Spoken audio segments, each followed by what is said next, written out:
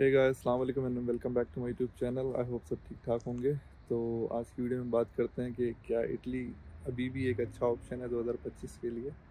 तो इस वीडियो के अंदर कुछ प्रोज एंड कॉन्स पे मैं बात करूंगा। उसके बाद आपने खुद डिसाइड करना है कि क्या आपको इटली जाना चाहिए 2025 में, नहीं जाना चाहिए। ठीक है, तो शुरू करते हैं सबसे पहले प्रोज से। पहली चीज़ जो इटली में लोगों को अट्रैक्ट करती है वो है स्कॉलरशिप।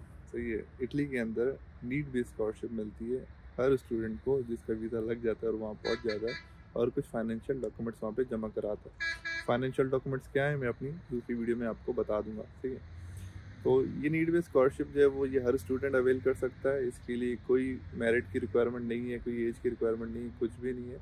आपने सिर्फ फाइनेंशियल डॉक्यूमेंट जमा कराने हैं और वो आपकी स्कॉलरशिप मिल जाती है, लेकिन वहाँ जाने के बाद यहाँ पे आपको नहीं मिलती। एक चीज़ ये।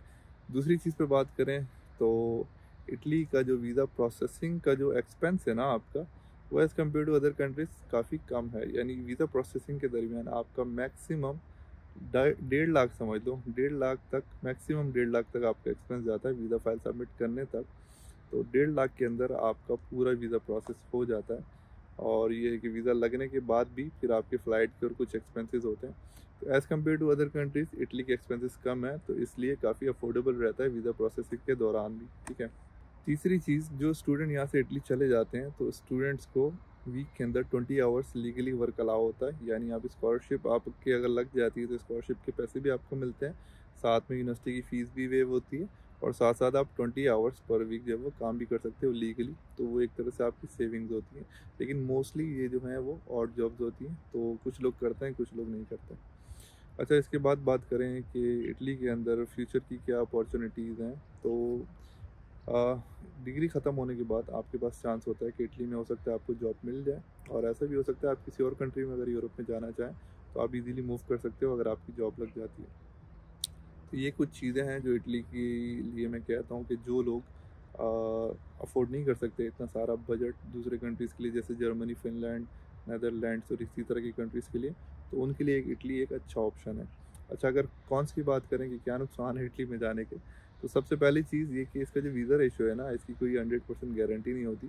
50-50 होता है। आपकी अगर प्रोफाइल बहुत अच्छी है तो वीज़ा के चांसेस ज़्यादा होते हैं, अगर वीक है तो कम होते हैं। तो इस तरह का सीन होता है इसके अंदर। दूसरी चीज़, इटली में जाने के बाद थोड़ा-सा वहाँ पे लैंग्वेज बैरियर का आपको इश्यू फेस करना पड़ता है टू सम एक्सटेंट। कुछ सिटीज़ में ज़्यादा होता है, कुछ सिटीज़ में कम होता है।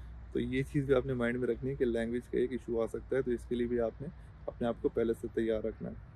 तीसरी चीज़, इन केस अगर स्कॉलरशिप नहीं लगती तो उस सिनेरियो में थोड़ा-सा मुश्किल हो जाती है वहाँ पे लिविंग। ठीक है, अब स्कॉलरशिप क्यों नहीं लगती उसके पीछे बहुत सारे रीज़न्स हो सकते हैं। कुछ रीजन्स के अंदर स्कॉलरशिप डिले हो जाती है, कुछ रीजन्स के अंदर आपके डॉक्यूमेंट में भी कुछ इशू बना सकते हैं, कुछ रीजन्स के अंदर ऐसा भी हो सकता है कि आपने डॉक्यूमेंट जमा किए लेकिन वहाँ की रिक्वायरमेंट चेंज हो गई। तो इस तरह के इश्यूज़ फेस होते हैं। तो ये कुछ प्रोज़ एंड कॉन्स थे, मैंने सोचा आपसे डिस्कस कर लूँ। लेकिन अगर मेरी मानो कि इटली के लिए जाना चाहिए लोगों को या नहीं जाना चाहिए, तो मैं यही सजेस्ट करूँगा कि फ़र्स्ट प्रायोरिटी आपने देखना है कि आपके बजट में क्या चीज़ है, कि आप उसको अफ़ोर्ड कर सकते हो किसी और कंट्री को जो इटली से बेटर है।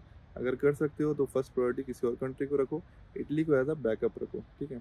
इन केस अगर आप नहीं कर सकते दूसरे कंट्रीज़ को अफ़ोर्ड, फिर इटली आपके लिए काफ़ी सूटेबल ऑप्शन है।